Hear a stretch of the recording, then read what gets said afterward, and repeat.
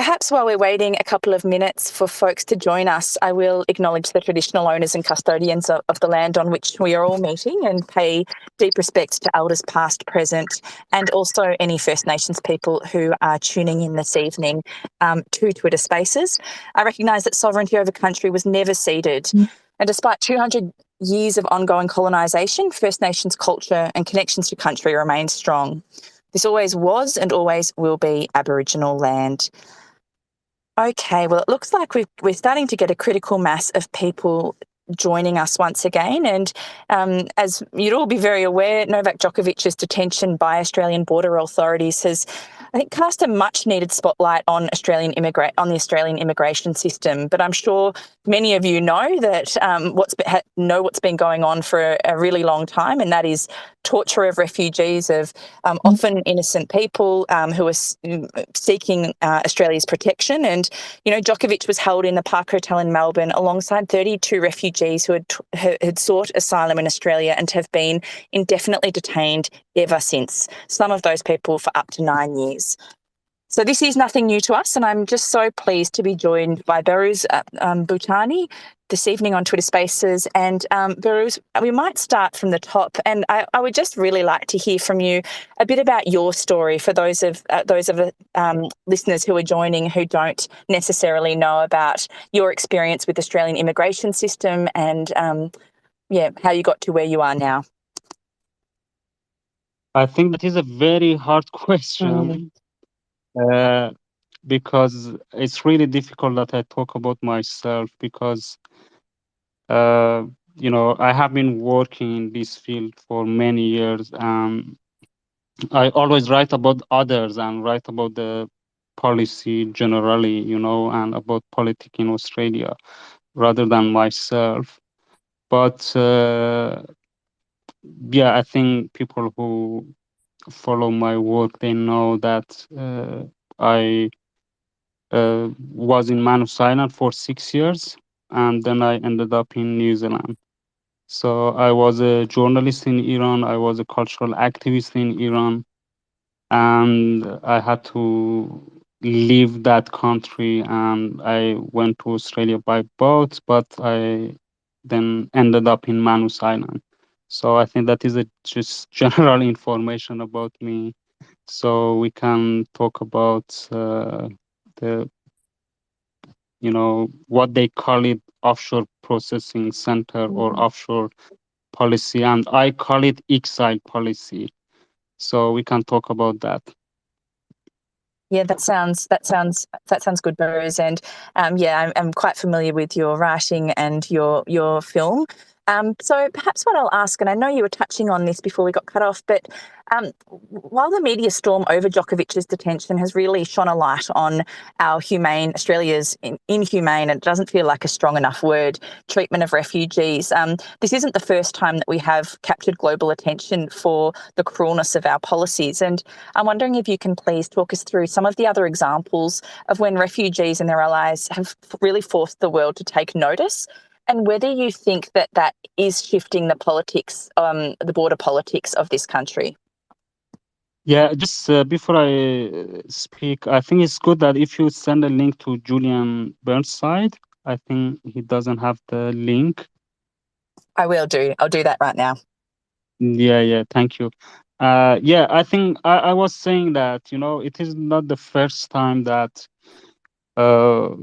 refugees and the way Australia is treating the refugees and this policy get a global attention.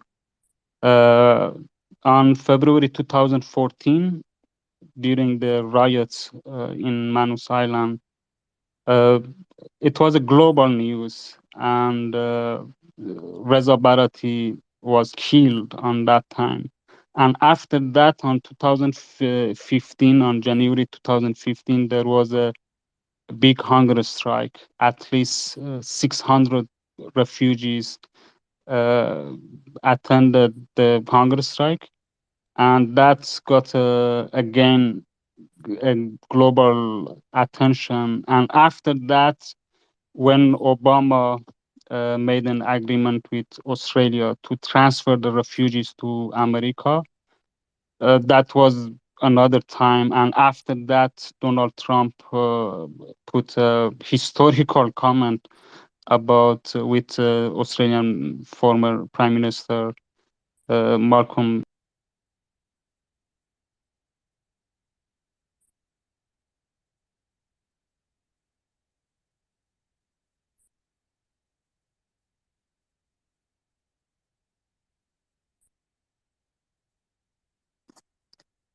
Behrouz, you've cut out for me. Just checking that you're still with us.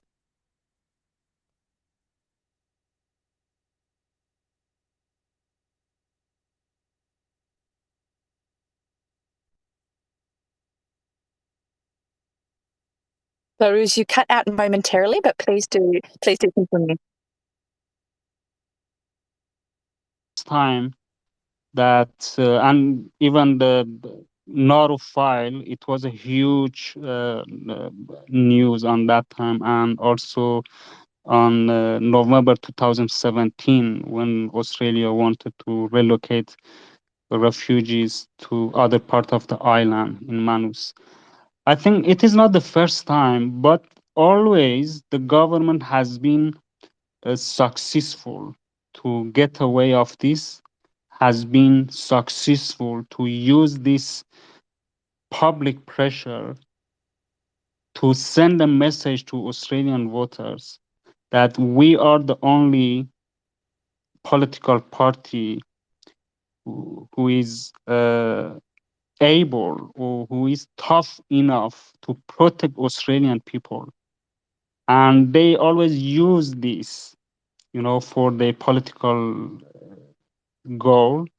And now with the Djokovic, we think that I think people who are not familiar with this government and the way they manipulate public, they think that with Djokovic, Australia is under pressure or the government is under pressure. But unfortunately, they are able to use it again, and even if they deport Djokovic, they send this message to Australian people that we are tough and we protect you.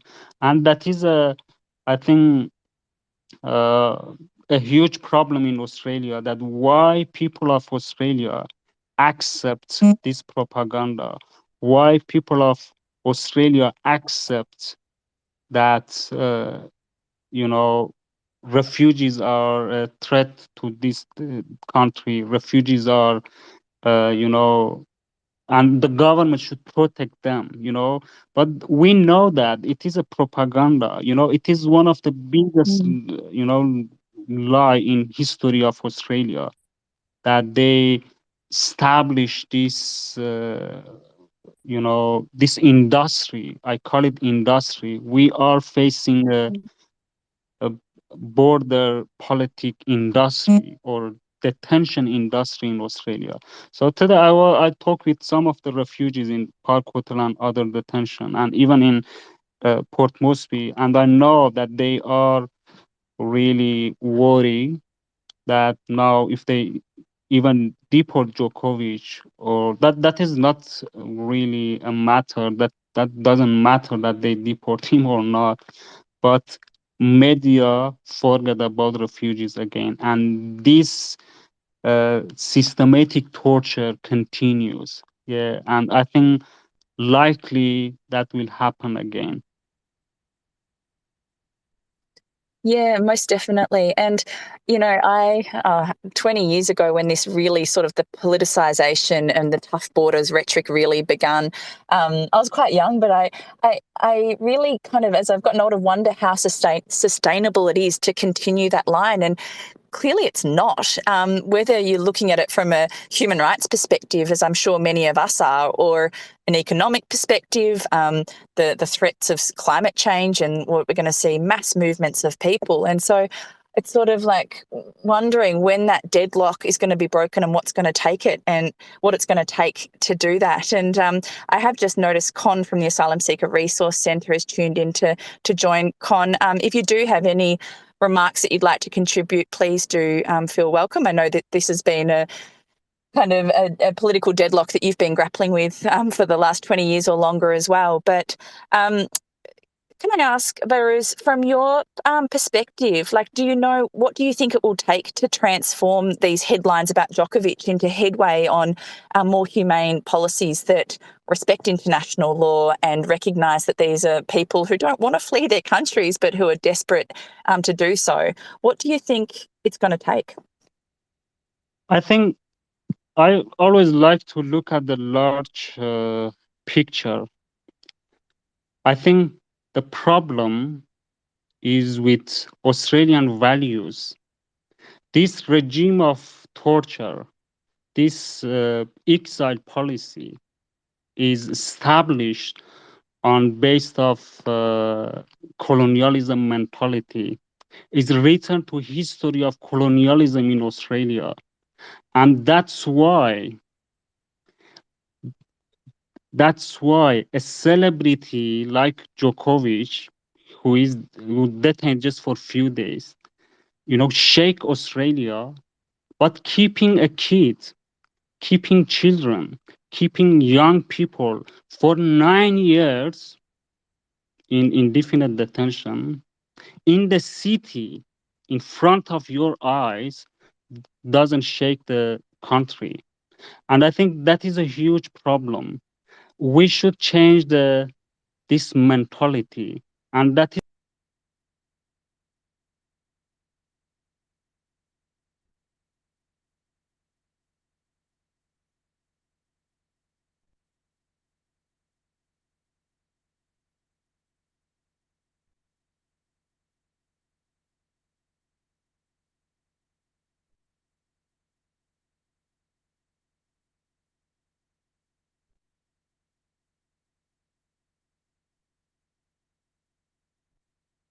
Behrouz, please do continue. yeah. You got cut off at this I mentality. think that yeah. I say that the problem is that the problem is deeper than that. It's not something that we say. Always I say that we cannot really create change by make people aware.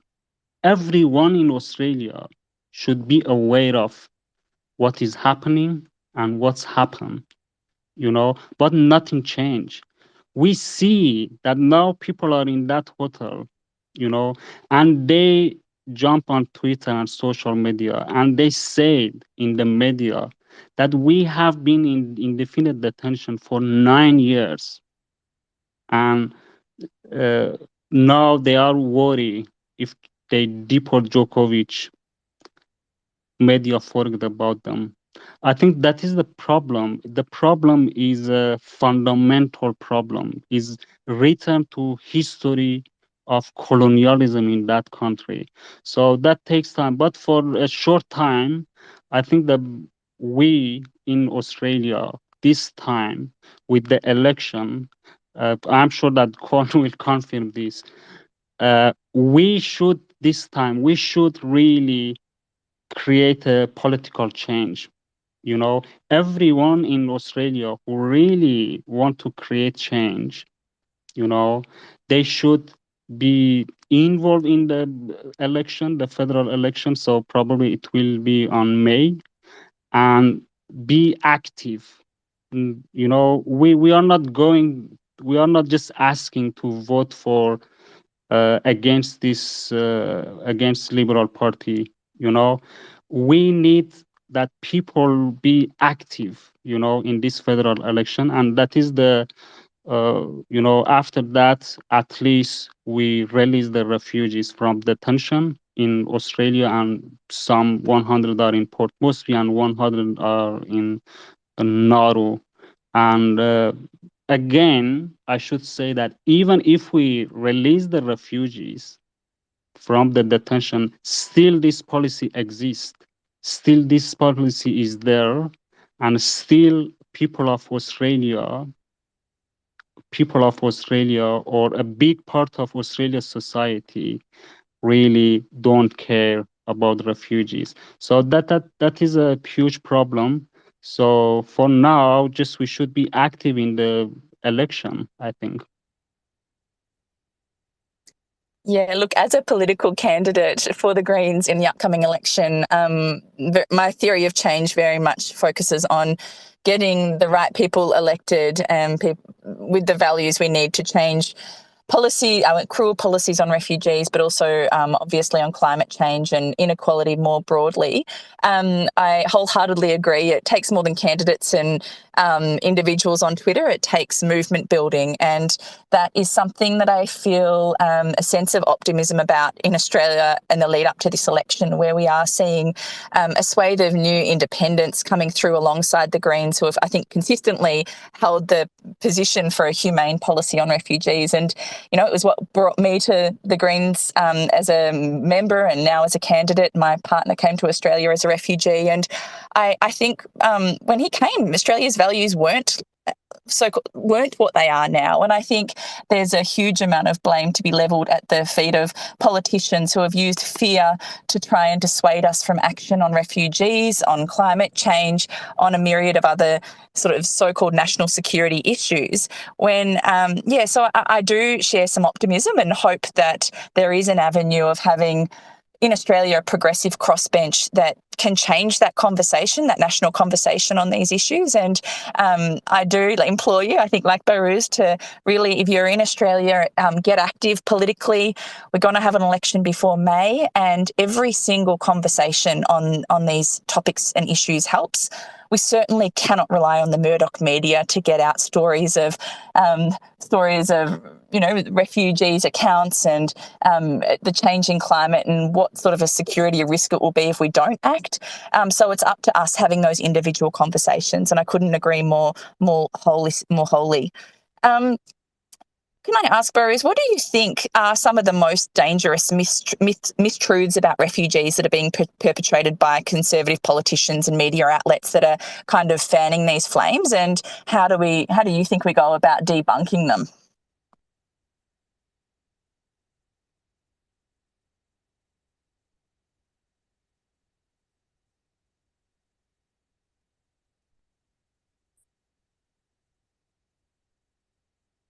Your microphone's on mute. I'm not sure if you're speaking. Yeah. Can you hear me? Okay. I think that was my mistake. Yeah. That's okay. I say that again. I should talk generally about the whole policy. You know, how this policy established. I think this policy. That is my understanding of this policy as someone who, I have been thinking about this for many years. I think this policy established on uh, three things. First is a political gain. Second, economic gain. And third, individual gain. So I can talk about this. That's a political gain. If we look at the history of federal election over the past 2 decades, since that time that John Howard, the former Australian Prime Minister, that he recently put a racist comment about indigenous people again.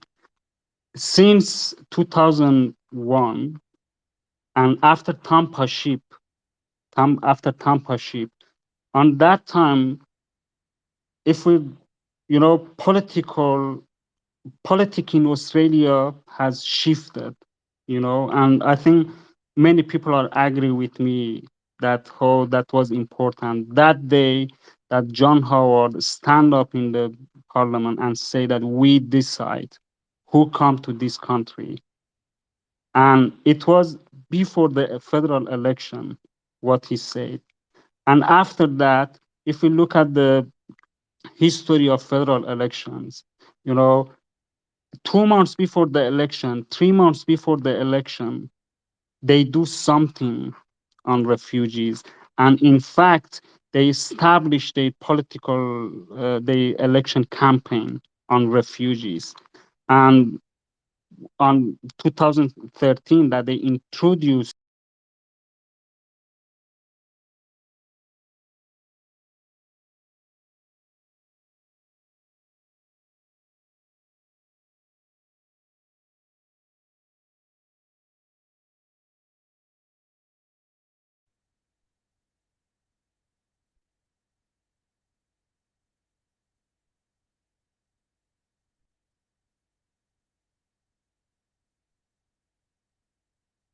Please continue, Behrouz. You just got cut off.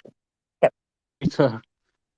Yeah, it's struggling. It's struggling with the number of people that are following and interested, I think. Yeah. But please go ahead and continue. So, 19 July policy, Kevin Rudd announced that policy exactly 2 or 3 months before the federal election.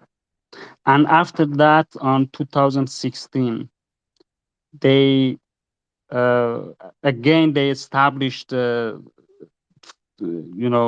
election campaign on refugees. And after that, always has been like this, and that shows that how Australian government, has been able to use refugees, for its political gain. And they have been successful. Unfortunately, we should admit that. And the second thing which is important is economic gain. They have spent more than $12 billion on this policy.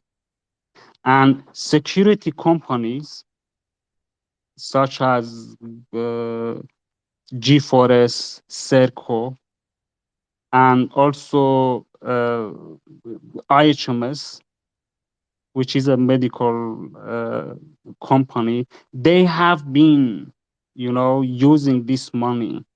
They, the whole system established on this. And I am sure, I don't have an evidence and document about this, but I am sure one day people of Australia will know more, and it will expose that we have the huge corruption. Because we should ask this question: where is this money? $12 billion is a huge amount of money. And the third is an individual gain. If we look at the politicians who have been involved in this system and they have established this system, we see that now they are Prime Minister Scott Morrison. He was an immigration minister on 2013, and later he became your prime minister now. Peter Dutton, you know, he I think many people confirm this, that he has been one of the, or probably the most powerful minister in history of Australia. So of course, when politicians like him, they have gained political benefit, they have increased their power, they continue to this policy. And I think that is a large picture about this system, you know, and all of these happen in the context of racism and history of white supremacy in Australia and history of colonialism in Australia. That is very clear, that is very clear that in that country for decades we had the white policy that only white people were allowed to enter the country. So that's why I think uh, this issue is very deep. It's not a superficial. It's not something that we just make noise in the media, that we make people aware of this and we change. We cannot really create a deep change. Again, I should say that just we should have a plan, a short plan, to just in the next election we uh, actually vote them out. Then after that, yeah, we should just continue to work. I really like that Kon involved in this discussion. I know that Kon has been involved in this issue for many years. Yeah, I remember that we met each other in Manus Island. Con, would you like to make a contribution? You have got ability to speak if you unmute your microphone.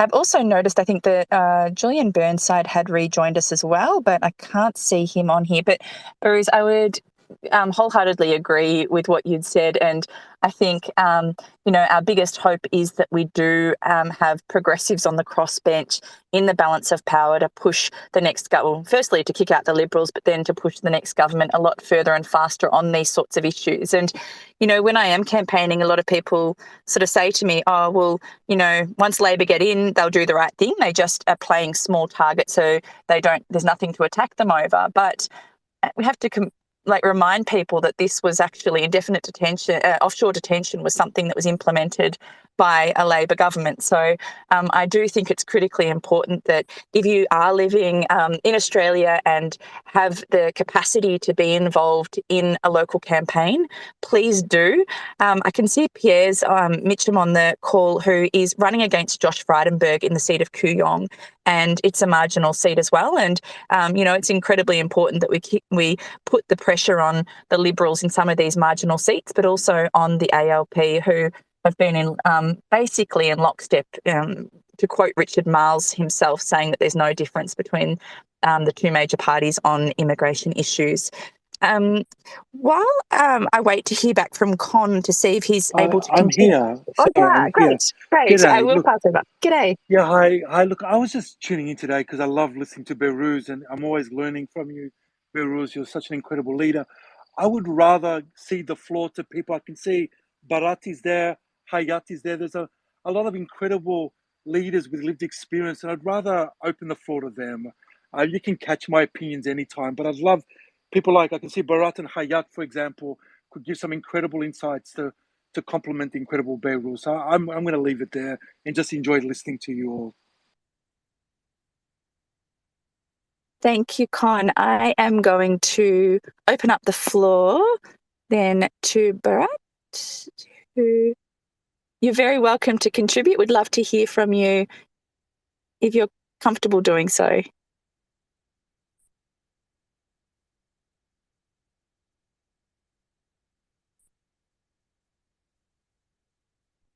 For those who Con just name checked, then please, if you would like to contribute, do send me through a request and I will accept that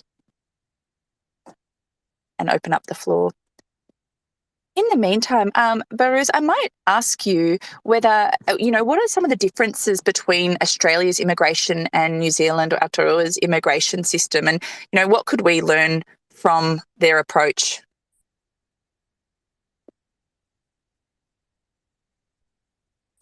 Hi, Seth. Thank you very much, and thank you very much, Con. So yeah, that was I think you got a bit confused. So it's Batur, and Bharat Batur. Loved hearing from Behrouz, and I couldn't agree more with the points that he has raised regarding the policies that the politicians had taken in the past couple of elections, just before election, to make refugee issue like a political or campaign issue each time. So that is, I think, we need to focus on. And also the point that I just wanted to raise as well, Steph, you mentioned about that the offshore processing this time, or the indefinite detention, was introduced under the Labour government last time. So we have to kind of put that also in accountable, like each whatever government comes, either it is Labour or Liberal. So people should keep them accountable as well. Like they have to respond to that, what they are responsible for, what they have done to all these lives. So we have more than 30,000 people on temporary protection visas, so they have no future. Like a lot of them, they are going through intensive or very stressful mental health issues, that they are so, like, a lot of negativity is taking place into them. Like we have seen many of these people, they have taken their lives, and still like a lot of them, they are going through a lot of crisis, especially like after the fall of Afghanistan. We have seen, over 5,100, around 5,100 people from Afghanistan are in Australia. So they have their family members trapped in Afghanistan, and they cannot help them to get out of there. And this is just because of these policies, like the Pacific solution, and before that, and like whatever like policies that they have been implemented to punish the refugees. So these politicians, whoever like party or government was there, so they should be held accountable. And also we should raise more awareness about it. Like people of Australia need to know these stories, need to know the stories of these people in order to be educated. Because like what unfortunately is happening, some of the media and many of the politicians, like they are kind of misrepresenting the like stories or like those refugees, like kind of the tactic of fear is working very well for them. And that is why like they are kind of and even sometimes when there is a pressure, like last when the Pacific solution was introduced, I think the pressure was a lot built up on the Labour government, and they couldn't do anything else but like to take those harsh measures in order to seem a bit strict on refugees, in order to probably gain some favor or votes to win the election, but they didn't.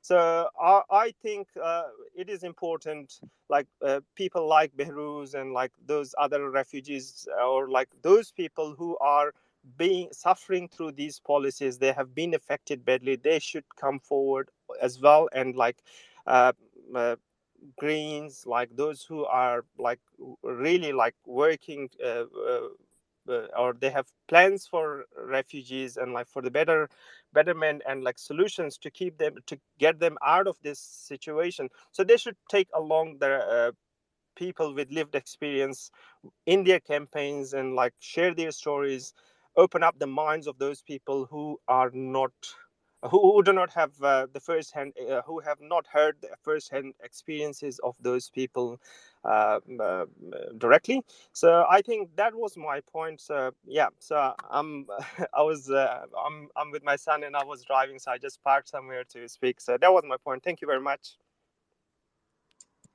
Thank you so much, Papua. And for those who'd like to know more about Patua's story and the work he's doing, I believe that the Asylum Seeker Resource Centre has recently launched a book called Seeking Asylum, Our Stories.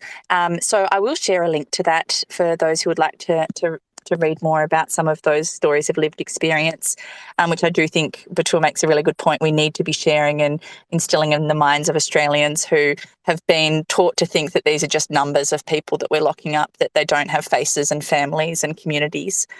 I might, Behrouz, throw back to you. Did you want to speak at all to that difference between New Zealand and Australia, and what you think are some of the key kind of differences between our policies, and compare them and what we could potentially be striving for? Yeah, I think, just that is my experience in New Zealand. So, and with Australia, I just compare them through my experience. I think there is a huge difference between New Zealand system and Australia.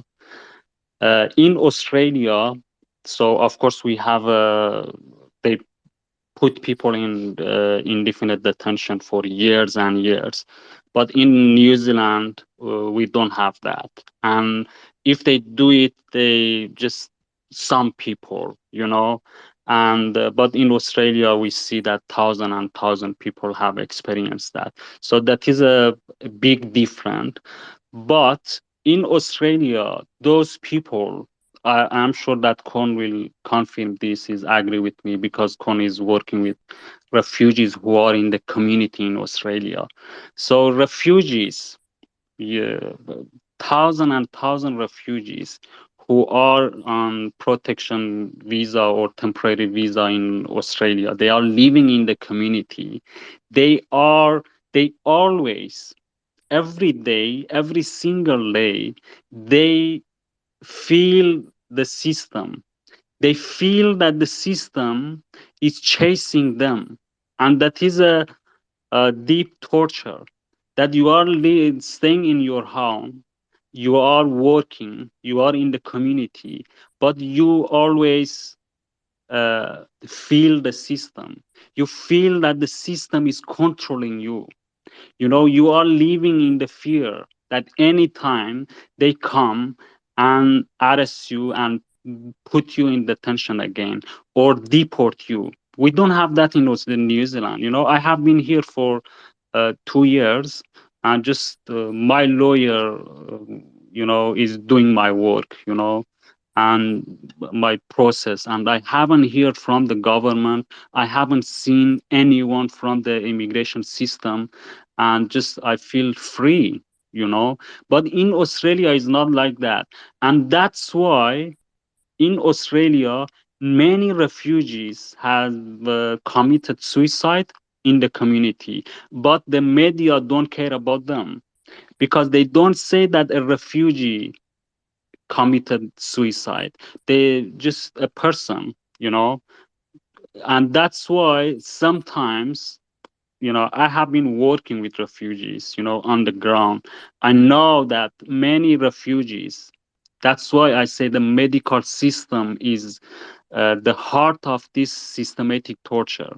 The doctors, nurses who are working with Australian immigration system, the IHMS company is working with them. They are actually the heart of this system, this systematic torture.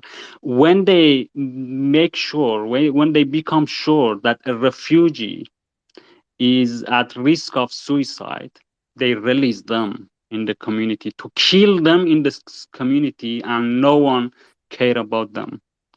Many refugees have been died, in the community. So that is a huge difference between Australia and New Zealand. We see that these people who just released from the detention, they are living in the community, and people think that they are free. They are not free. They are always under watch. They are controlled by the system, and if they do uh, uh, you know anytime, they should expect that they come and arrest them and put them in detention. And sometimes they just send them a letter. They just torture them by just sending a letter. They say that if you should expect, or we are going to send you back to Naro or Manus, or we are going to deport you back. We are going to put you in detention. So, I mean, it's really difficult for refugees who live in Australia, and we think that they are free. They are not free. But I should admit that the problem with New Zealand is that they, uh, compared to the population, they really don't accept many refugees compared to Australia. Australia accept more, but in New Zealand, that is a huge problem in New Zealand. But with the system, I think it's so different. Yeah, thank you, Behrouz. It is absolutely a bloody stain on Australia's history and present situation, and I'm so very thankful, like many others on this Twitter Spaces, for your activism and the activism of people right across the world who are facing these sort of torturous conditions, systematic torture for committing no crime. So thank you for your advocacy. And I suppose on concluding, I would really like to sort of get your final call to action for those who are tuning in and are as disgusted as I am, and as I suppose, but also as hopeful as I am, that we can turn this ship around and start to see a more compassionate approach to people fleeing persecution and seeking protection. What would your message be to those people tuning in this evening?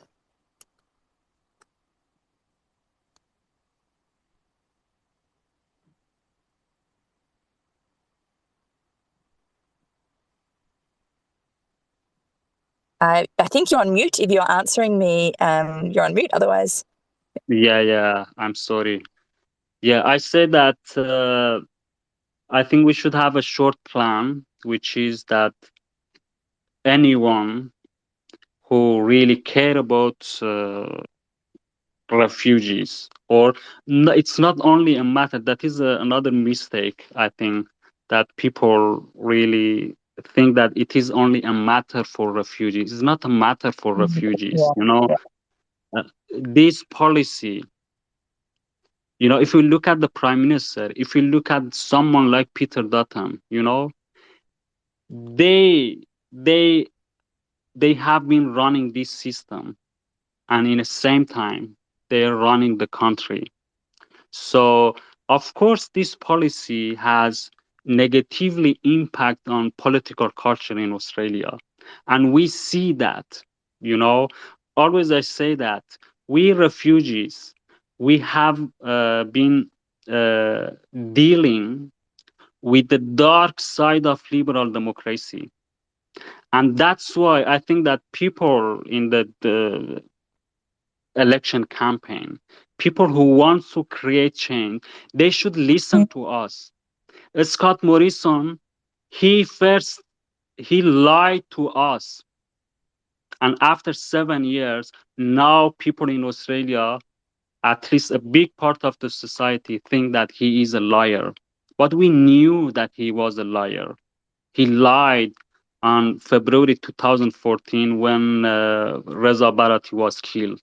And he jumped on the TVs and he said that he was killed out of the center. And after 4 days, he apologized for that because the media found out that he was killed inside the prison camp.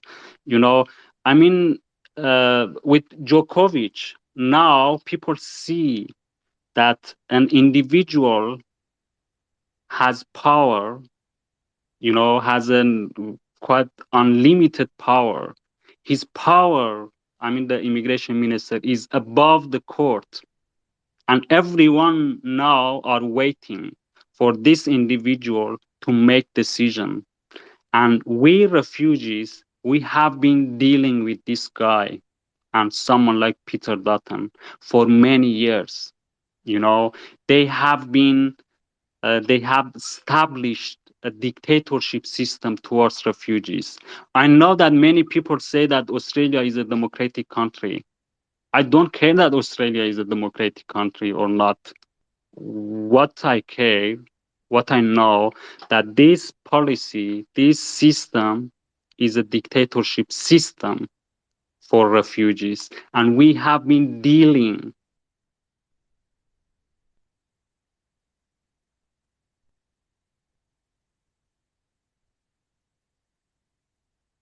Behrouz has just dropped off momentarily. Just one moment while it reconnects.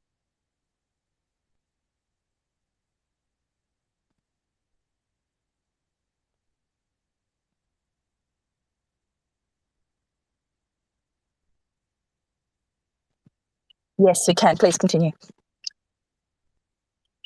was published in Guardian about the immigration minister and how uh, he has the power, and people, as much as a god, and people call him god, and we knew that.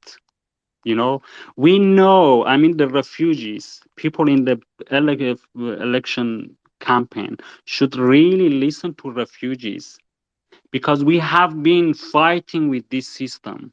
We have been resisting in front of this system, and we know this system. We know how they are lying, when they are lying, and how they are able to manipulate public. So that's why, this policy, it is a decade, has negatively impact on political culture in Australia, has undermine the principles, values of that country. And that's why I think in the election, people should listen to refugees, listen to people who are in that hotel, listen to people in Port Moresby, in Nauru, and in the community, what they say, and not just refugees. I have been working just to prove that refugees are not here just to be a witness. You know, refugees are not only witness. You know, we have created a resistance culture. You know that we have been creating. We created this resistance culture. We have been, writing, publishing, and we have something to say, and we are able to uh, share our political ideas and impact on politics in Australia in the election. You know, refugees are not just victim. That is a picture in Australia. You know, refugees are not victim. Refugees have been fighting against this system, and you see them on social media how they are powerfully criticize the system and share their ideas. So that's why, I mean, in this election, everyone who care about this, they should get together and be active, get active to vote them out. That is a short plan, but of course, it takes decades to challenge that image about refugees, challenge the values of Australia. You know, I remember, just I should add this and then finish my sentence, that before, I think a week before the election on 2019, I published an article and I say that Australia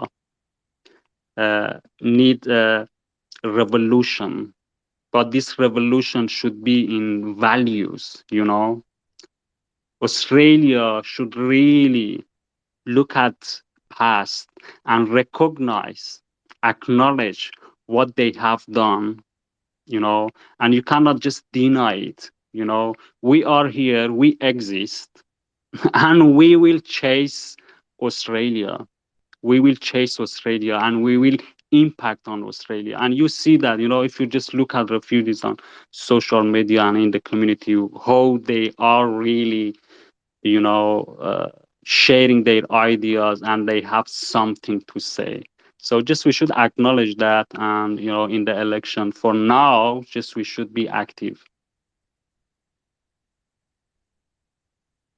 Such fitting words, I think, Behrouz, to end the evening on. And just could not agree more wholeheartedly that we do need to be listening to refugees, and we need to be listening to diverse minority communities right across the country and the world, First Nations communities, LGBTIQ plus community, refugees and asylum seekers. We will learn through their resistance, and to go up against Peter Dutton and Scott Morrison, that I'm sure that there's a wealth of experience and tactics that we can and should be comparing in the lead up to the federal election in Australia this year. I would like Steph, to say, yes, Steph, can I just jump in for a moment? Sorry, yeah, of sorry to course, interrupt, Steph. Just you heard beautifully from Batul before, but Zohal had a question she wanted to ask on behalf of refugees stranded in Indonesia for Behrouz, and I think would be a great regional perspective to get. If you could give Zohal the chance to speak, that would be great. Just quickly to ask one question. Zohal Azra, Zohal. If Zohar could speak, that would be a great way to get that regional perspective. Would be wonderful if possible. Excellent. And I'm just providing that permission now. Just one moment. Zohal, if you could send a request to speak, I'll accept it so that we can hear your important perspective.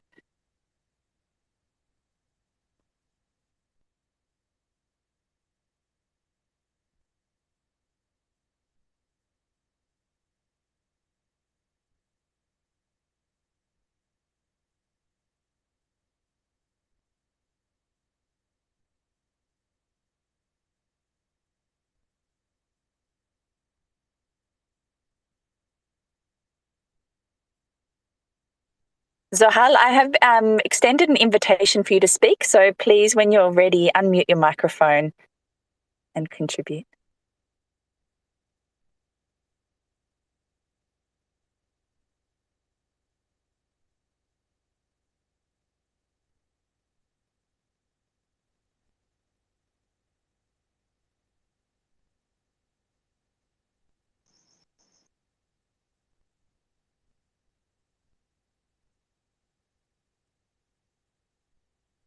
Hi everyone, can you hear me, Khan, Bharat? Yes, we can. Hi, Steph, Khan, and Bharat, and Behrouz. It's such a pleasure just sitting here listening to you guys. Thank you so much for having this room. I just wanted to ask a question because several refugees from Indonesia messaged me saying to please go on the stage and speak and ask this question. So basically, a few days ago on Monday, we had a worldwide campaign to raise awareness about the issues that refugees in Indonesia have been facing since 2012. So this campaign was called Help Refugees Indonesia. And during that time, I had the privilege of listening to many Indonesian refugees who came on the stage to talk about, how, their friends have committed suicide, they have put themselves on fire, how they have seen babies die because they had no medical, access, private medical access, and how their friends, have tried to commit suicide, and how they are going through a really harsh mental state simply because right now their families are, besieged in Afghanistan after the fall of Kabul. And so basically, this campaign was done internationally, and it was just to raise awareness about the plight of refugees. And now, basically, my question is, given with the election coming up, and given that these refugees from Indonesia cannot go back, and in our country has, literally said that they will never resettle these refugees in Australia, even though before we were the main country that got all these refugees in Australia in the first place. What can we do as Australians and as people to help these refugees who are struggling immensely, who are going through a massive mental health problems, self-harm, suicide, and whatnot?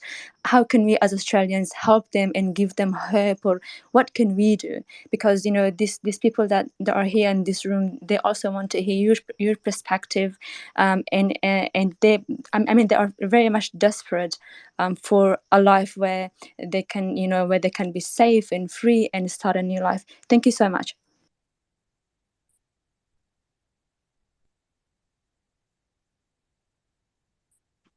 Should I answer? Yes, please feel free. Yeah, I think,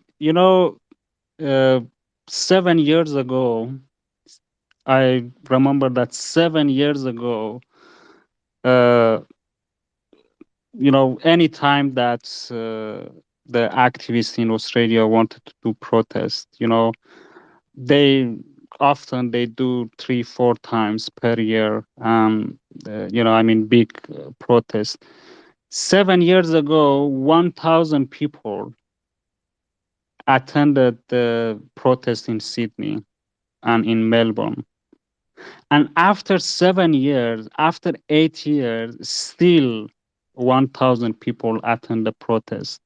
And that means we cannot really create change like that, and the government just ignored that, ignore the protest, ignore people who are making noise, people who are protesting.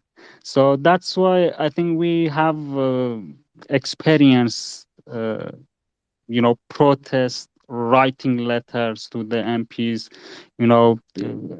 petition. But I think the best way for now, we are getting close to the election, is just get active. In the last election on 2019, the this party, you know, everyone expected that they lose power, but they, kept power again. So that is really important. That is a short plan, but is important. As I before mentioned, even if the refugees get freedom, still nothing big change, because the policy exists, the values exist, and this mentality exists.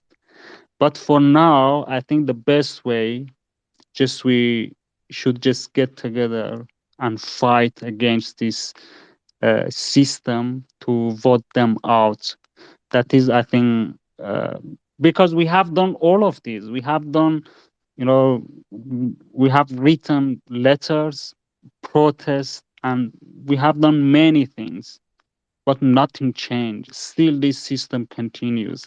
Still, Mehdi Ali is here now. He has been in indefinite detention for 9 years, and that doesn't shake Australia. Djokovic shaken Australia, not made.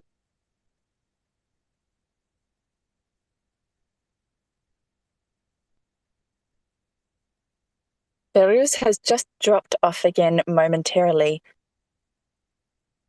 I would agree. Steph, while Yeah. Behrouz reconnects, one thing for those looking for a practical way around what are the key questions to ask politicians as we head into the next federal election in Australia, on the ASSC website, you can find the 5 key policy positions that refugees have asked our organisation to focus on, which are all captured by Behrouz. And on our website, you can find both the policy ask and the solution. They're really simple. The 5 things are that all people seeking asylum, when found to be refugees, should have permanent protection. 1. 2, a fair legal process. 3, a universal safety net while seeking asylum. Most people during this pandemic have been left not just without any disaster payments or JobKeeper or JobSeeker, but no Medicare, the right to work or income support. The 4th thing is the end of indefinite detention and the end of detaining refugees in onshore and offshore detention centers. And the 5th thing is that regional framework. So, for example, those refugees you heard about who are stranded in Indonesia have been stranded there for 7 years because 7 years ago, Tony Abbott banned refugees being safely brought here by the UNHCR. And so that question is a conversation about safe passage. So when we look at this, you go back to those key issues: permanent protection, which allows you to have family reunion, a fair legal process, the end of indefinite detention, a universal safety net, and regional leadership. I also note that Mehdi Ali's on this call as well. I don't know whether Mehdi whether you'd want to ask Mehdi a question, given he's been speaking so prominently about what's happening at the Park Hotel as part of the 70 men that have been locked up for 9 years. But I'll hand back to Behrouz, but Mehdi might be a great person to hear from right now as well. But that's, if you just want those 5 key things, they're the 5 key things to be asking your local member. Where do you stand on those 5 issues? Because they're the 5 critical things that refugees have said is where we need the change to happen. Thank you so much, Con. And don't accept weasel answers of like, oh, we'll look at it when we're elected.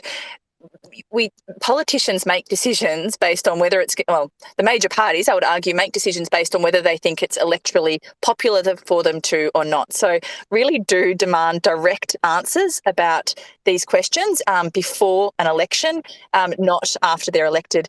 I have provided a speaking option for you. I know that many of us have been watching on your story from within Park Hotel, and we would feel honoured to hear from you. If you're comfortable presenting this evening, you do have the microphone available to you.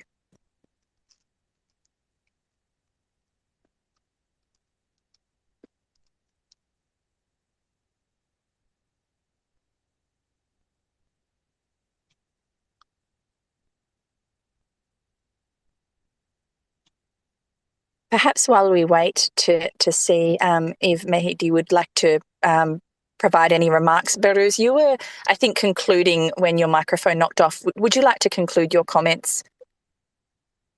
Yeah, I think just the conclusion is about, election. That is the really is important, that we just vote them out, And of course, I say, as I before mentioned, this whole policy is established on colonialism mentality.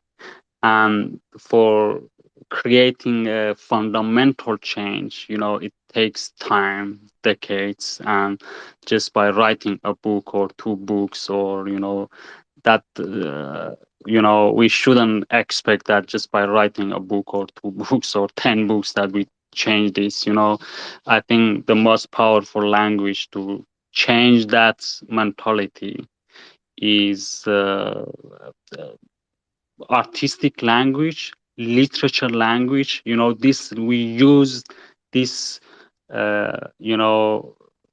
powerful and strong languages to create fundamental change. But for now, we should just put pressure on this system, and in the same time we be active to for the election to create some change. And I should mention this. If you look at the Labour Party, uh, I wrote something, and people say that don't criticize Kevin Rudd. Kevin Rudd is, running a campaign against Murdoch media, and you shouldn't undermine him. And I said, Labour Party has been a part of this system, for many years. They established this system, and now we see that over the past week, Labour Party again they are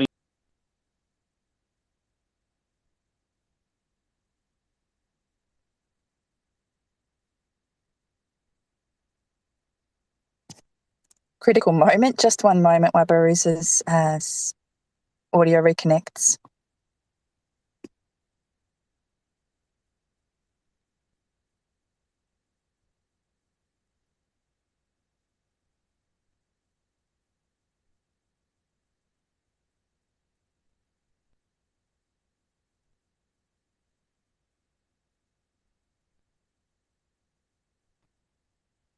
I do have 214 people tuned in, and I think it is feeling the strain. Behrouz, can you hear, and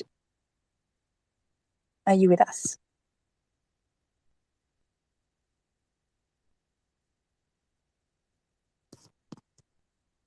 While we wait for Behrouz to rejoin, Mehdi, would you like to contribute some comments? I have added you to the speakers list.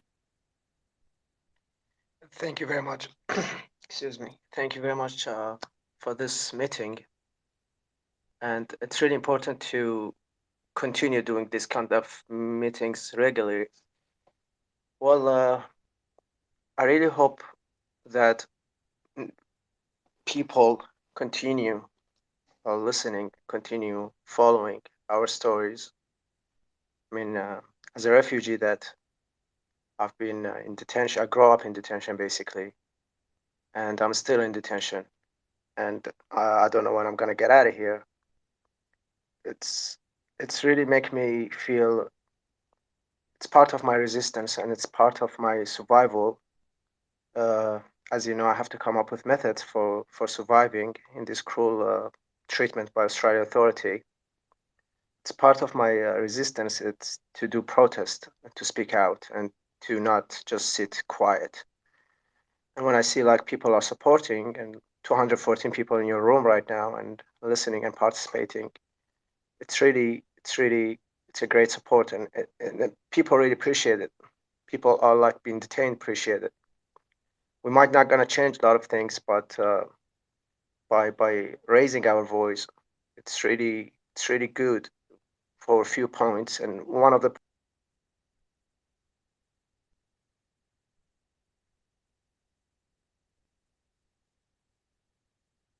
We've just lost Mehdi, but hopefully the audio reconnects really soon. But I know that I speak for all of us in just saying how deeply, deeply sorry we are that you are in this situation and that you have been locked up by our government for most of your life. And I commit, and I know that many in this room would commit to holding these meetings regularly and growing the number of people that are joining them and growing the resistance to this cruel and callous government and opposition. At the last election, had less than 1,000 people voted differently, we would have kicked out this government. So don't underestimate the power of a few people getting active, getting involved, and putting the pressure on when we need to and on who we need to, Mehdi. So thank you so very much. As soon as I see your microphone active again, I will hand the floor back over to you. While sorry to interrupt, Steph. While Mehdi reconnects, can I contribute a bit? So I'm just home now, so I can speak a bit relaxedly. So just need to make one point.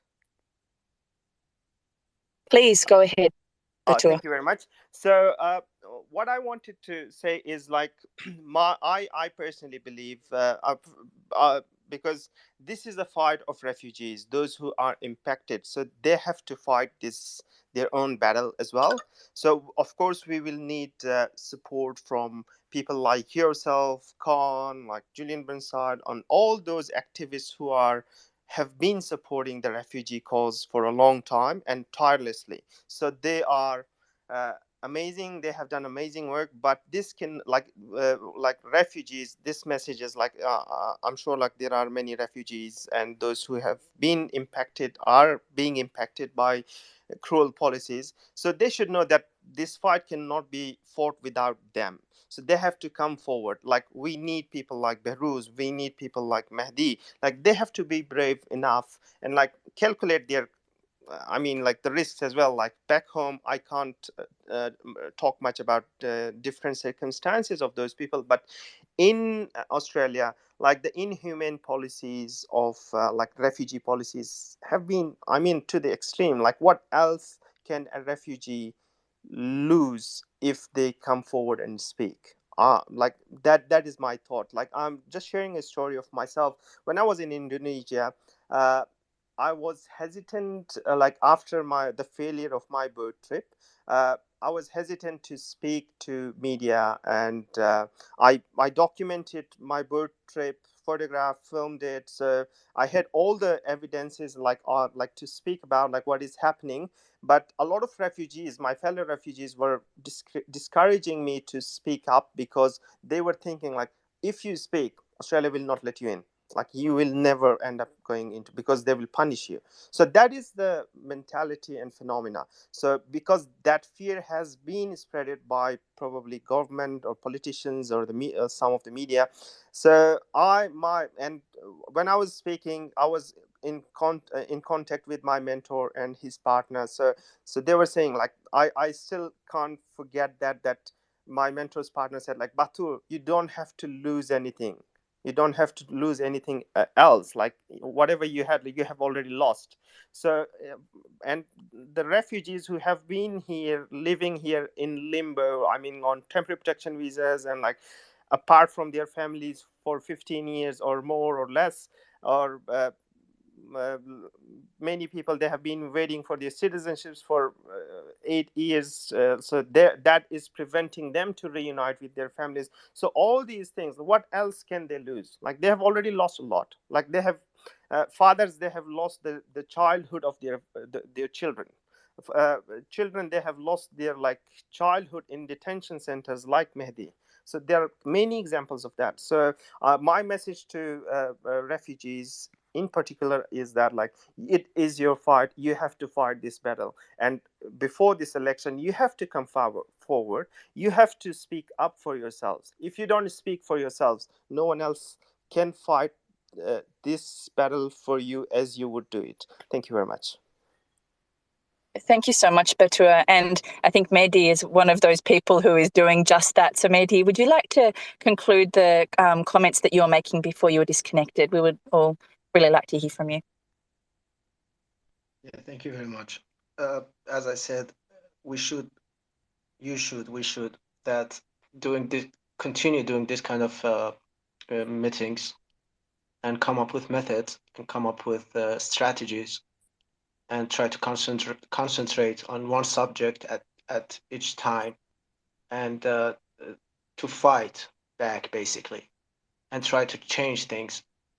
And well, as I said before, we are frustrated here. Like you have no idea, it's hard for me to do speeches and stuff, like try to calm myself down, try to be relaxed, and keep repeating myself over the media over and over. It is really hard for me. But what I'm doing this because I'm protesting. I don't know what else can I do. And by speaking out, I'm putting myself, I'm already there, out there, putting myself at the risk of danger, putting my family at the risk of danger. I mean, you don't know my past, but you know that I'm a refugee. I had such a complicated past. It was a nightmare, you know, and I'm still in a nightmare. And it's cruel. It's nonsense. It's absurd. People texting me, people calling me, they've been saying, we didn't know about this, man.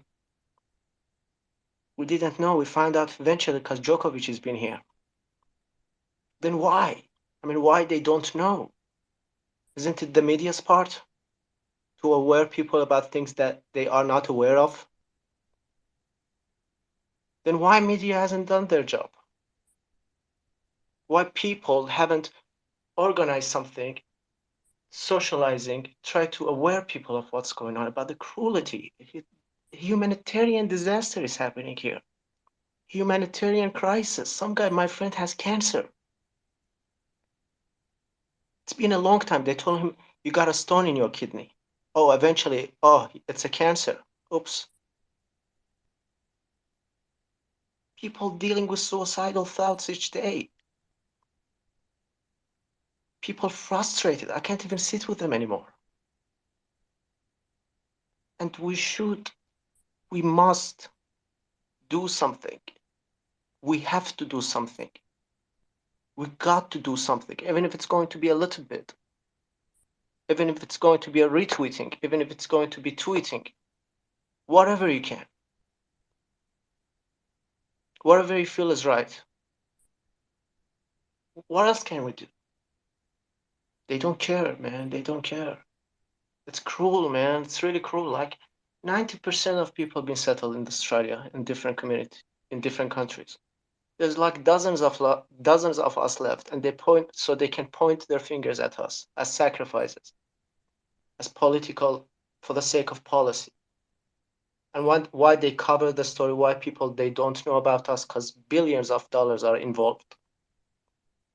And there's people, unfortunately, there's people taking advantage of our circumstances. Can you believe that? That's a tragedy, man. That's a comedy. There's people actually taking advantage of our circumstances. I don't know what else. I wasn't doing any speech. I wasn't trying to be, you know. I was just trying to speak to you as a friend. And I'm not a politician. I'm not democratic. I'm not diplomat. But I was just trying to speak to you as a friend. You know that we should. I'm doing my part.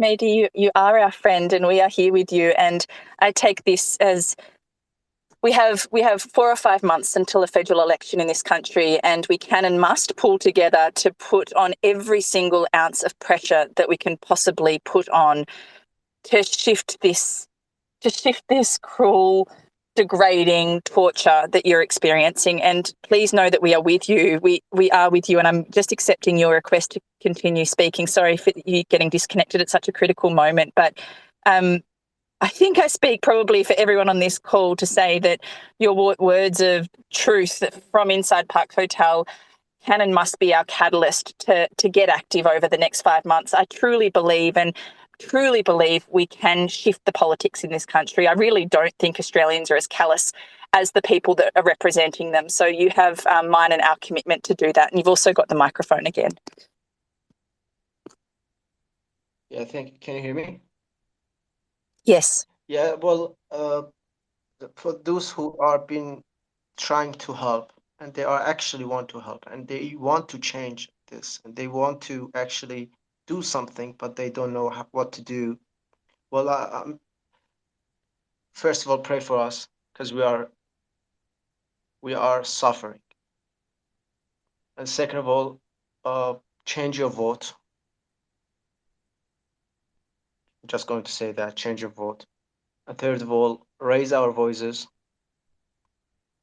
Like if you sit next to a friend, he doesn't know about us, tell them our story. You know, social media, in the media, with your family, with your beloved ones, with your friends. If they don't know, tell them, let them know. They have the right to know what's going on here. And fourth of all,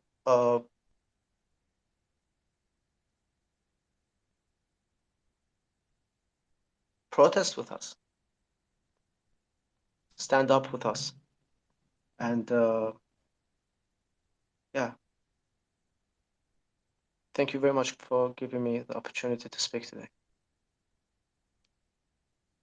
Thank you so much, Mehdi. And I will organise for a link to be shared on my Twitter for a date for us to protest and to plan our next steps for this campaign that can and must happen to shift the policy after the next election, and to ensure that we don't have these two major parties in lockstep in treating you with complete callousness. And I thank you for sharing your story tonight. I imagine it must be just so incredibly exhausting. So thank you. Behrouz, would you were cut off earlier when you were speaking also on a similar point, I think, about the politics, and I'd like to offer you the floor once again. Yeah, actually, I was saying that I was criticizing the Kevin Roth, and people were complaining that he is running a campaign against Murdoch media, and you shouldn't undermine him. But I think we don't forget who announced this policy. We don't forget who have been supporting the immigration minister and home affairs minister, and they became the most powerful minister in the history of Australia. We don't forget that.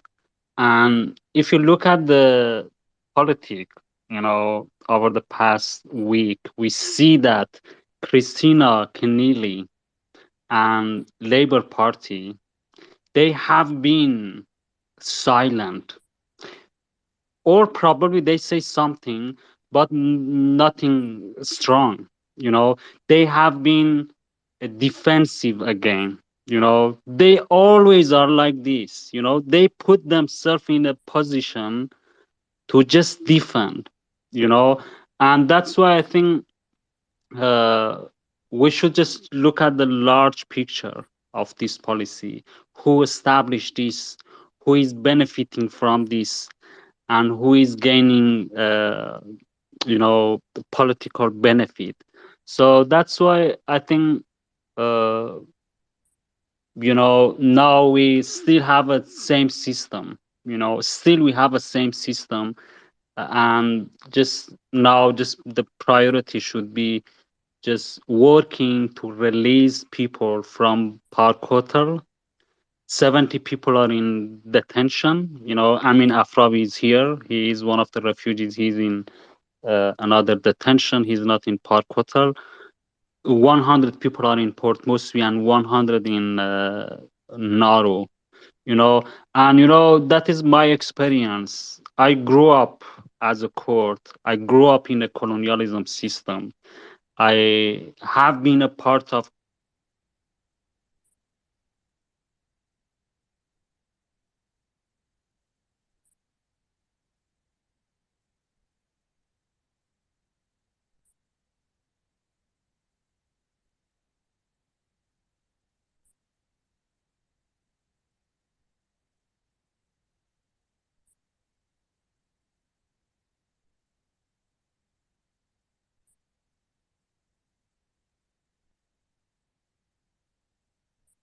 Behrouz, please continue. You've got the microphone on. Can you hear me now?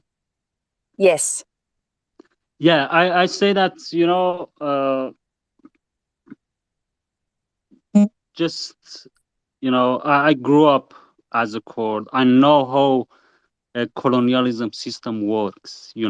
I know how minorities have created a resistant knowledge, and that refugees have done.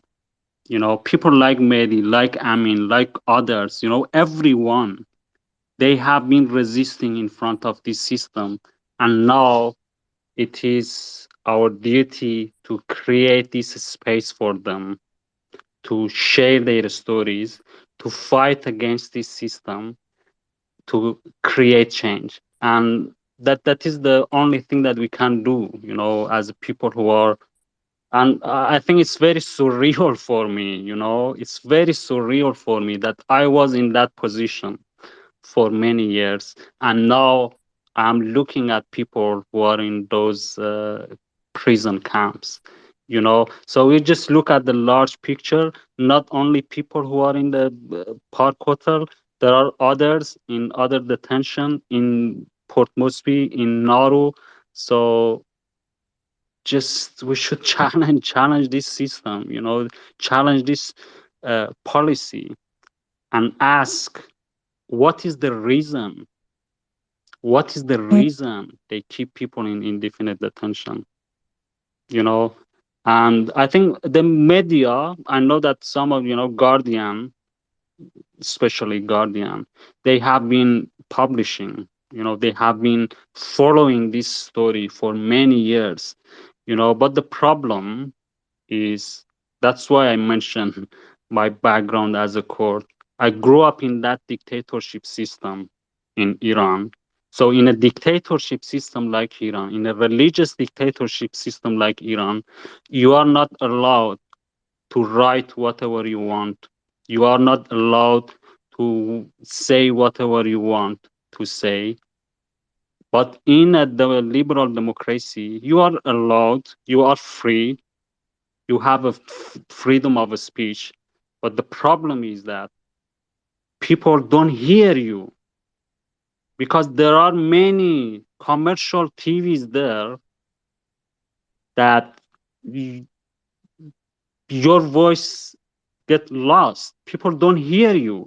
And I wonder why people, I hadn't even in Australia, uh, someone who was a director, he stand up in the audience and he said that I didn't know about this. And I don't know how should, you know, where should I get information. And I say that you don't know because you are not looking for, you are not searching, you know. Many articles have published, books published, movies released, and there is a huge uh, data and information about this system. And I don't know why still there are people in Australia who say that we don't know. You cannot say that we don't know. You cannot say. And I think that is, again, it is a colonialism mentality that people don't want to recognize what they have done. They don't want to recognize the history of colonialism. They don't want to recognize the history of this policy and what they have done to these people. And I know, people who hear this story, people who are aware of this, they say that, yeah, something wrong happened, but it's not terrible or is not as much as you said. They say that. I think the first thing is that people should recognize this history, this story, this, you know, what they have done. Then we should be hopeful to create change. That's why in Australia, keeping a celebrity in a hotel for 2-3 days get a global attention and have shaken the country. But someone like Mehdi, someone like Amin, someone like these refugees who are here, they have been in that system. They have been through that systematic torture for almost a decade. And I don't say that no one care, but many people don't care. And I think that is a, we need a fundamental change. That's why I say we should let the refugees to don't be just a witness. You know, they should take control of their own discourse. They should create their own language and fight against this system and challenge that image about refugees, that refugees are victim. Refugees are not victim. Refugees, at least in Australia, what I know is that they have been fighting against this system for almost a decade. And if a researcher or an academic or an artist really want to know what the refugees have done, they should go and search and research that how many books published by refugees, how many movies made by refugees, and how many actually artwork have published by refugees. It is huge. We created a body of work, and that is the resistant knowledge that I'm talking about. And we should learn from this resistant knowledge. In my perspective, as a court, I say that what I have done, just as a person, I'm talking about myself, as an individual. I have borrowed the resistant knowledge in Kurdistan and reproduced it in Manus Island against a different colonialism system, and challenge this system. That's what I have done and I am doing. And I know that other refugees, they rely on their background and they are doing work. They are fighting against this system. And I think we should learn from people like Mehdi.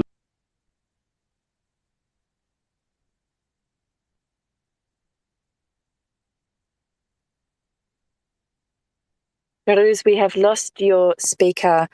I think you were leading towards a conclusion of your comments. I've just one moment. I've just re-added you as a speaker.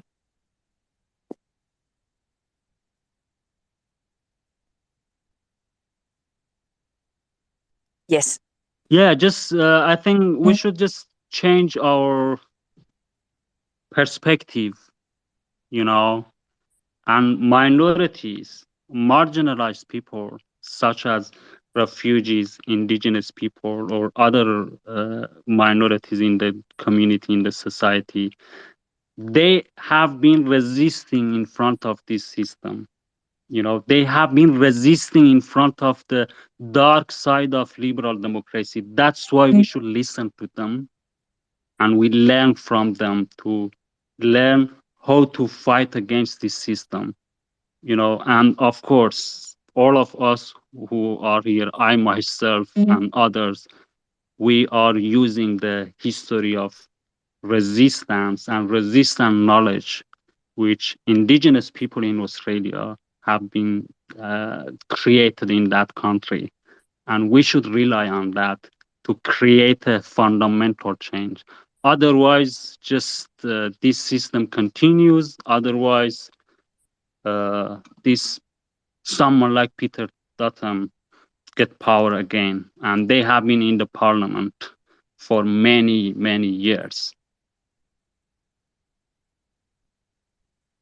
Thank you. Thank you so much, Behrouz. That, I think, is a very fitting end to what has been a robust discussion about what we need to do to resist and fight this oppressive, systematic torture that our government is so intent on continuing. And I would like to extend a huge thank you to Behrouz, Batua, Mehdi, Kon, and everyone else who's contributed to our discussion this evening. If this conversation has brought up any mental health issues for you or raised any issues, please do know that there are people that you can talk to, and I'll share a list of contacts that you can reach out to if you have experienced any issues throughout this call. My name's Steph Hodgins-May. I am running in the Greens' most winnable federal seat in the country, and please know that you have my commitment on this issue through to the election and beyond. If you're living in Melbourne or if you're living in Australia and are keen to be active in the next 4 to 5 months, please sign up, get involved. We will be out every single day that we're allowed, COVID permitting, knocking on doors, making phone calls, pushing the media to start covering some of these critical stories so no one has the excuse of saying that they don't know what is going on Australian shores and in Australia's name. This is the first, it's one of many conversations that we'll continue to have. Please Thank you once again. Have a lovely evening, and know that this is just, I'm it's the sorry, beginning of this except campaign. Yes, yeah, sorry. Whose speak is yeah. I that for think that? yeah. Sorry that I jumped. I think it's good that we listen to Amin Afrawi as well. Yeah, he has been in indefinite detention for almost a decade, and I think that it's important that we hear him as well, his story. Okay, just one If it's moment, and let possible. me find, just a sec, find the link.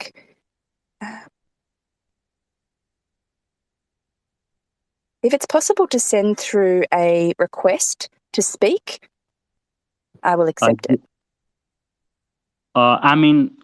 امین ببخشید اگه میشه چیز کن ریکوست بده.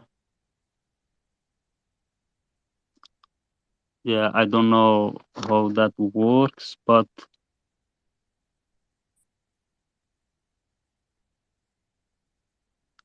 If you don't mind, I'm just going to, I don't want to be rude until Amin is going to speak. I just want to mention 3 points. I think they are really important. And thank you, Behrouz, for saying everything. And I admire your courage, as always. Well, there's 3 points. The first point is, please do not forget those who are still in offshore. They are suffering. Offshore is a cruel place. It's a cruel place, and no one can listen to them. Whenever I speak to my friend, I can't even speak to him anymore because I get traumatized about what happened to me, and he's still there. It's a cruel place. Please concentrate on their issues, and those who are in PNG and they've been completely abandoned by Australian government, and also those who are in Brisbane, and also they are suffering, and of course we in Melbourne. That's the first point. And the second point, I think we should, the organizations, the politicians who are on our side, they must concentrate on, I think the majority of Australian community are supporting this policy, or they don't care, because if they do, otherwise the Labour Party was speaking about these issues, and they don't, because they know the people, they don't like that. And that's the thing. They have, we should concentrate on the racism. And the third point is, I just want to say that indefinite detention, it's a torture. We get treated worse than criminals. Criminals, at least they have trial to fight for themselves. They have sentence for the crime that they've been committed. But yet, I don't know when I'm going to get out. And basically, they put me in the middle of the city, and seeing people having lives, it's like you are hungry and seeing someone eating food in front of you. And and I prefer here than detention, because I have my my own room. And yeah, I just wanted to mention these things. Thank you very much.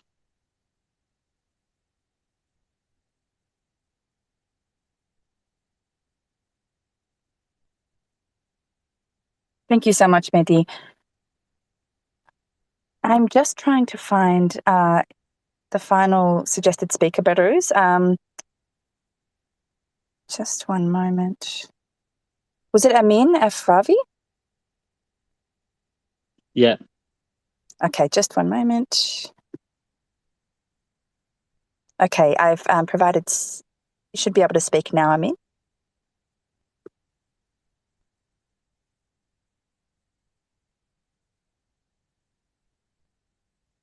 امین رو اون میکروفون قرمز چیز کن کلیک کن.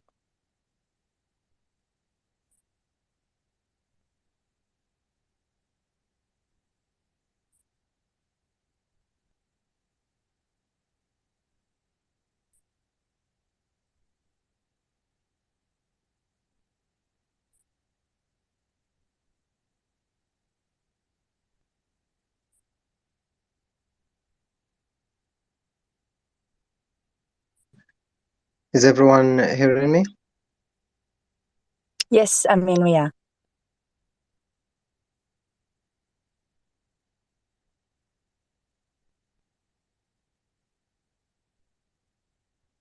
We can't hear you at the moment. Can you try speaking try speaking again, please?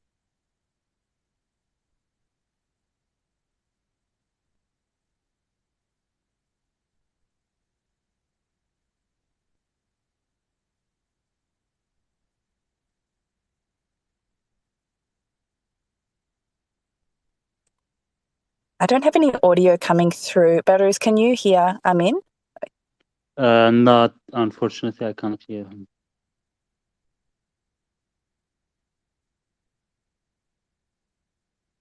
Would any of our speakers like to provide some closing remarks while we wait to see if Amin can get his audio working? I think we should hear Kon, if it's possible. Sure. Look, I think just to reiterate everything that Behrouz has said, that Batur has said, that Zohal has said, that Mehdi has said, that Amin would say, which is we've got this critical window right now with the next election to make the treatment of refugees a critical political issue for the right reasons. In 20 years of doing this work, I've never seen a country that tortures and harms people more than the persecution they flee from. And I just want people to know your voice is powerful, your vote is powerful, and to hold your local member to account, to amplify the voices of refugees and to listen to refugees, and to use your voice. Call that MP, write that letter, sign that petition, join that action. Just understand how powerful every success we've ever had, from Medivac to just last month when the government tried to expand its cancellation powers, or last year when it tried to take phones away from refugees so they were invisible and silenced. All that stopped that were the voices of refugees and people in the community saying, I care about this. And when I'm in Canberra, every time what politicians of every walk of life tell me is it's the phone calls, the personalized emails, the personalized letters, the numbers that sign the petitions. That's what they take notice of, especially those calls and those visits to their local members. So keep the pressure on, use the power of your voice, amplify refugee voices, and demand that we do better. 20 years of shame and harm and so many lives lost. This is our window. We're never going to get this opportunity again. We've got the national attention. We must seize it now. That's all I'm saying. Again, a huge thank you to Behrouz, to Mehdi, to Batu, to Zohal, to Amin for the leadership and work that they do. I'm just honoured to be part of it. Thank you, and thank you, Steph, for hosting tonight, and for everyone that joined tonight.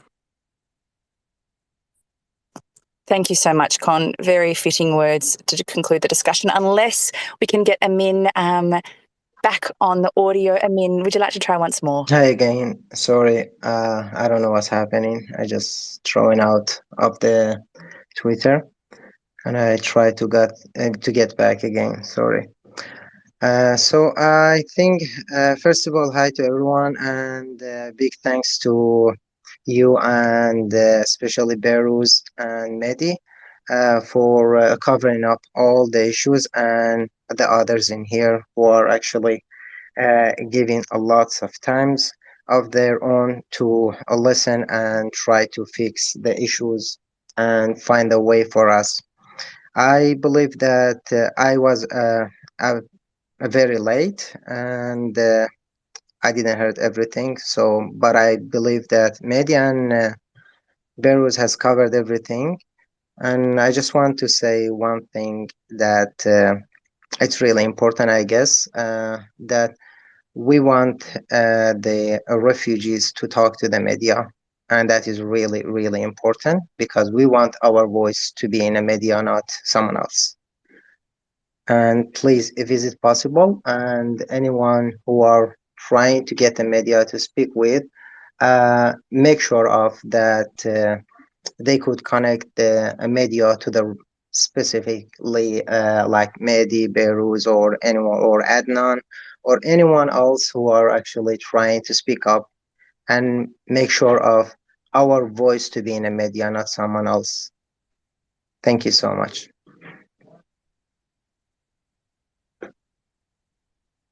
Thank you so much, Amin. And yes, hearing stories from those in detention and with lived experience is just critical to ensure the authenticity of this debate. Behrouz, would you like to provide a final remark? No, thank you very much. Yeah, I really appreciate everyone who attend this event. Just as I before mentioned, just we should have a short plan just to get active in the election and try to vote them out. Yeah. I really personally, I cannot tolerate to see someone like Peter Dutton in the parliament again. Yeah, it's really, it's really difficult to follow Australian politics. Yeah, if he get elected again, or this populist politician as a prime minister. I mean, Scott Morrison. So just fight. Yeah, there is no way. Thank you.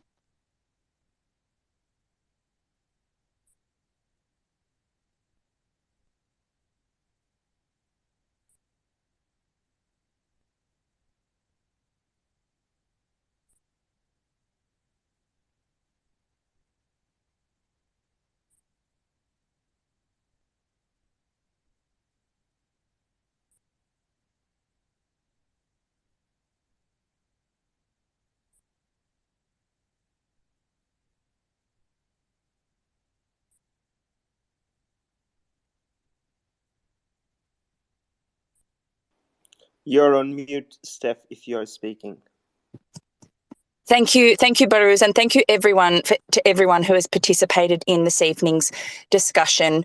I'd like to reiterate that this is just a discussion that is going to lead into the next steps for that plan of action, as Behrouz has spoken about, that will see us kick out this torturous government and replace them with a progressive crossbench of independents and people who care about compassion, who care about refugees and care about acting with compassion and ending the systematic torture of people.